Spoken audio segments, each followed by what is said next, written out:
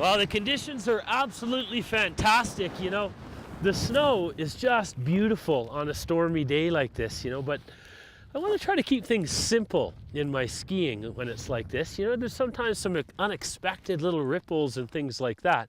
So if you've got all sorts of complicated stuff going on in your mind, and sometimes we can really overcomplicate skiing, things become pretty challenging. So I'm going to show you a little bit of an analogy that I use to keep things simple on a stormy day. Here we go.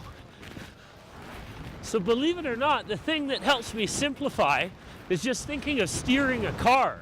So I'm not actually thinking of driving a car, but I'm just kind of thinking of being smooth in the snow here.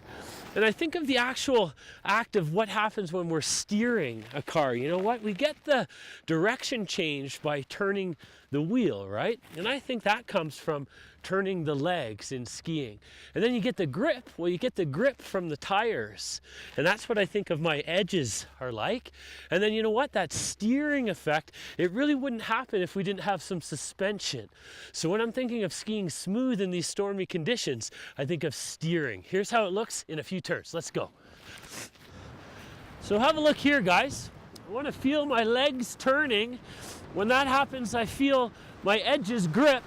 When I feel that grip, I bend with it. So I'm kind of smooth here when the visibility's tough. So at the top of the turn here, I feel that steering start.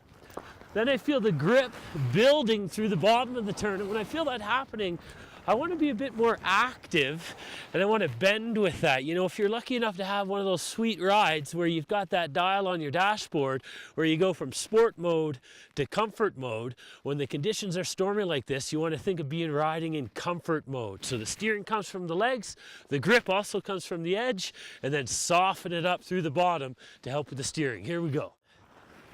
So as I start my turn, I feel my legs leading that effort, then the grip starts to build, and then I want to bend with it. I want to think of that softer suspension to deal with these stormy conditions here. It's a bit counterintuitive, lots of people tighten up when it's tough, but you need to soften up. It'll make it a lot easier for you. So I hope that one works for you. From beautiful Big White Ski Resort near Kelowna, BC, I'm Josh. We'll see you next time.